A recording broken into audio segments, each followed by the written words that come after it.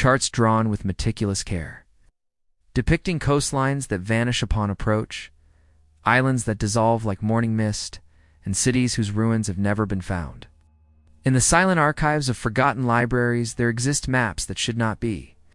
These are not the crude imaginings of superstitious sailors, nor the fanciful embellishments of medieval monks seeking to fill empty parchment with dragons and sea serpents. No, these are something far stranger.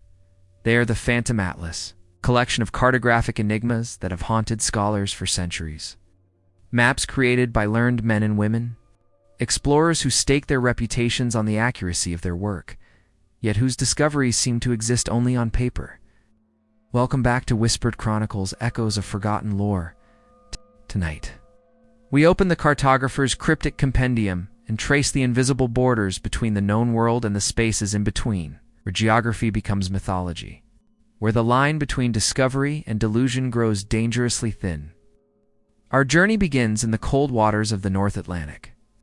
For more than 4 centuries, mariners sailing between Europe and the New World reported sightings of a substantial landmass, positioned roughly between Iceland and Greenland, a place the charts would come to call Frisland. The island first appeared on maps in the 1560s, its coastline rendered with remarkable specificity. Harbors and inlets carefully marked. Mountains rising from its interior, all suggesting first-hand observation by experienced navigators. The Zeno brothers, Niccolo and Antonio, Venetian explorers of considerable reputation, claimed to have visited Frisland in the late 14th century. Describing a prosperous land inhabited by people who traded with neighboring islands, a civilization thriving in the harsh northern seas, their account published by a descendant in 1558 included a detailed map in 4 generations. This map was accepted as legitimate cartographic evidence. Frisland appeared on the works of Mercator, the revolutionary mapmaker whose projections still guide us today. It graced the atlases of Ortelius, whose Theatrum Orbis Terrarum was considered the definitive world atlas of its age. And it persisted on nautical charts used by captains making the perilous Atlantic crossing. Explorers searched for it, some claiming to have landed on its shores, others reporting it visible on the horizon, always just out of reach. Shrouded in the perpetual fog banks that plagued those waters. But here is where the mystery deepens. As cartographic techniques improved, as more ships traversed those routes, as the waters between Iceland and Greenland were surveyed with increasing precision, Frisland began to retreat.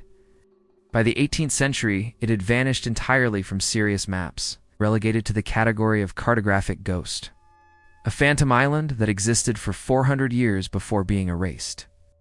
Not by catastrophe, but by the realization that it had never existed at all. The prevailing theory suggests a case of mistaken identity. Perhaps early explorers glimpsed the southern coast of Iceland from an unusual angle, under specific atmospheric conditions, and recorded it as a separate landmass. Or perhaps the Zeno narrative was an elaborate fabrication, an attempt to claim Venetian priority in North Atlantic exploration. A map drawn not from memory, but from imagination and ambition. Yet questions linger in the margins. If Frisland was pure invention, why did experienced sailors, men whose lives depended on accurate navigation, continue to report it for centuries? Why did cartographers of unquestioned skill, who had access to countless voyage reports, continue to include it and refine it, redraw its coastlines as though incorporating new intelligence? And what are we to make of the isolated reports, even into the 19th century, of ships encountering something in those coordinates? Fleeting glimpses of land where no land should be, dismissed as mirages or navigational errors, are the tricks that endless ocean plays on weary eyes. Frisland has been explained away, but it has never been entirely forgotten. From the phantom islands of the North Atlantic, we journey south to the heart of West Africa, where another cartographic mystery carved itself across an entire continent: the mountains of Kong, a vast mountain range stretching nearly 3,000 miles across Africa, from modern-day Guinea to Nigeria. A towering barrier comparable to the Himalayas, dividing the continent, dominating the interior, and appearing on virtually every map of Africa. For more than a century, there was only one problem with this massive geographical feature: it didn't exist. The mountains of Kong first appeared on European maps in the late 18th century. based on reports from Mungo Park, the Scottish explorer whose expeditions into the African interior captivated the Western imagination. Park mentioned hearing accounts from local peoples of great mountains to the south, ranges that fed the mighty Niger River, and from this fragmentary intelligence, cartographers began to draw. What started as a tentative notation grew with each successive map, the range becoming more defined, more substantial, acquiring peaks and passes. Settlements nestled in mountain valleys, entire ecosystems presumed to exist in these elevated regions. James Rennell, considered the father of Indian geography, incorporated the Kang Mountains into his influential maps of Africa, his reputation lending credibility to their existence. Other cartographers followed suit, each building upon the work of predecessors. The mountains becoming cartographic fact, unquestioned, immovable.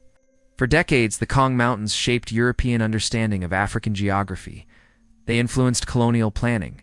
They directed exploration routes. They appeared in geographical textbooks, in encyclopedias, and in the minds of everyone who studied that continent. Expeditions were planned to cross them. Trade routes were imagined through their passes. Strategic importance was assigned to controlling these highlands that existed only on paper.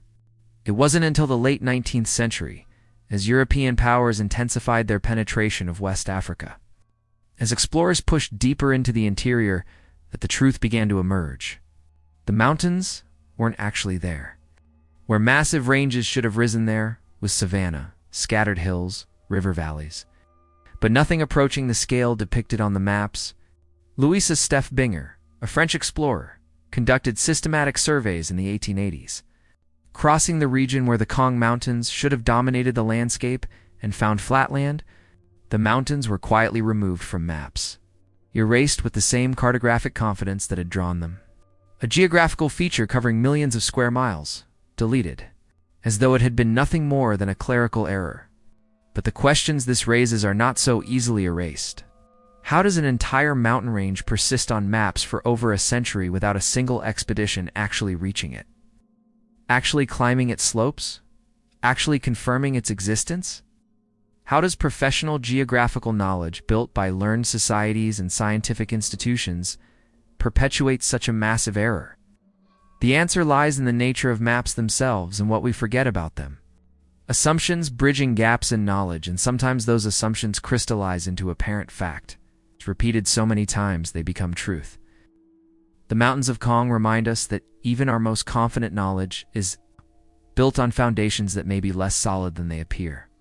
Our final destination tonight takes us to the western edge of North America, where for more than 150 years California drifted, not slowly across geological time, but on the parchment of cartographers, where the entire territory repeatedly detached itself from the continent and became an island.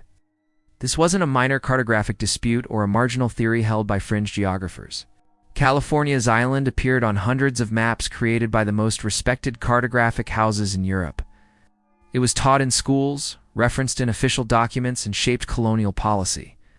From the early 1600s, well into the 18th century, the misconception likely originated from early Spanish explorations. Hernan Cortes in the 1530s encountered the Baja California Peninsula, probing its waters and concluding, based on limited exploration, that he had discovered an island. Subsequent expeditions corrected this. Francisco de Ulloa in 1539 sailed the entire perimeter of the Gulf of California, proving definitively that Baja was connected to the mainland. His reports were clear, his charts accurate, his evidence seemingly conclusive. And yet California remained an island. Something about the island configuration captured the geographical imagination. Perhaps it satisfied aesthetic principles, creating pleasing symmetry in the Pacific. Perhaps it aligned with theoretical beliefs about how continents should be structured, or perhaps it was simply easier to copy existing maps than to verify their accuracy. Whatever the reason, California's island status became orthodoxy. Father Eusebio Francisco Kino, a Jesuit missionary and skilled cartographer, repeatedly traveled overland from Mexico into California in the late 1600s, personally demonstrating the land connection. Published maps, wrote detailed reports, and presented evidence to academic institutions. His corrections were largely ignored. Even King Ferdinand of Spain in 1747 was forced to issue a royal decree, officially declaring that California was not an island, that explorers had confirmed its continental connection, that maps must be corrected. Think about that for a moment, a king issuing a proclamation about geography. Yet even this royal intervention did not immediately end the cartographic error. Maps showing island California continued to be produced for decades afterward, the false geography persisting, even in the face of overwhelming evidence to the contrary. This phenomenon reveals something profound about how knowledge works, how resistant we are to revising what we believe we know. Once information is embedded in authoritative sources, once it appears in multiple maps, in reference works, in the documents that educated people consult to understand their world, it develops a strange momentum, an existence independent of reality. Correcting it requires more than new evidence. It requires overcoming institutional inertia, professional reputations, economic investments in existing materials, and the simple human tendency to trust what we've already learned over what we're being told is actually true. Island California persisted, not because explorers hadn't visited the region, not because evidence was lacking, but because the map had become more real than the territory it claimed to represent. And in that inversion, we find perhaps the deepest mystery of the Phantom Atlas. The question of when our tools for understanding the world become barriers to seeing it clearly. These are not isolated anomalies, scattered errors in the history of cartography we can dismiss as the inevitable mistakes of primitive navigation and incomplete exploration. No, when we examine them together, a pattern emerges, one that tells us something unsettling about the nature of knowledge itself. Each of these phantom places persisted, not because evidence for them was strong, but because they had been institutionalized. They appeared in prestigious atlases, were taught by respected authorities, were repeated, copied, refined, and embedded into the official understanding of the world. And once embedded, they became extraordinarily difficult to dislodge, even in the face of contradictory evidence. Even when explorers stood in the spaces where mountains should have risen, or sailed through waters where islands should have blocked their passage, the maps had become more authoritative than reality. This phenomenon appears throughout human knowledge, in fields far beyond cartography. Theories that persist long after they've been disproven. Historical narratives that continue to be taught despite contradicting evidence.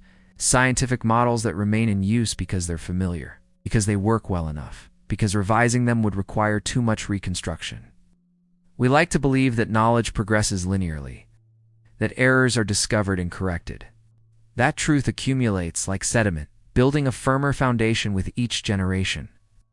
But the Phantom Atlas suggests a different model, one in which knowledge is contested territory, where what we think we know is constantly shaped by institutional authority and social consensus. The tendency to trust what's already written over what we might discover if we looked with fresh eyes. The Phantom Islands have been removed from our maps, the non-existent mountains erased, California reattached to its continent, and we congratulate ourselves on having corrected these errors, on having achieved more accurate knowledge. But the question that haunts me, the one that keeps drawing me back to these impossible geographies, is this. What phantom territories exist on our current maps, not the literal cartographic ones? We've largely solved those mysteries, but the conceptual maps, the accepted knowledge, things everyone knows to be true, that may be in a century or two, looked upon as obvious errors, as clear as Frisland, as embarrassing as the mountains of Kong. What are we so certain of that we've stopped questioning? What continental features of our understanding might someday be discovered to be islands, drifting unconnected to reality? The Phantom Atlas reminds us that certainty is often just well-drawn fiction. The maps we carry, whether rendered on parchment or held in the architecture of our beliefs, are never perfect transcriptions of reality. They are always interpretations. Stories we tell ourselves about the shape of things, narratives built from incomplete information. Assumptions filling the spaces between what we've verified and what we need to believe. The cartographers who drew Frisland, who sketched the mountains of Kong, who set California adrift in the Pacific, were not fools or charlatans.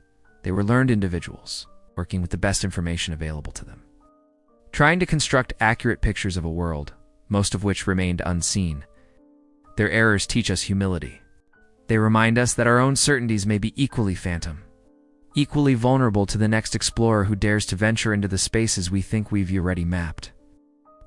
The cartographer's cryptic compendium has many more territories to explore, many more mysteries waiting in the margins where the known world bleeds into legend. Thank you for watching Whispered Chronicles. It's echoes of forgotten lore.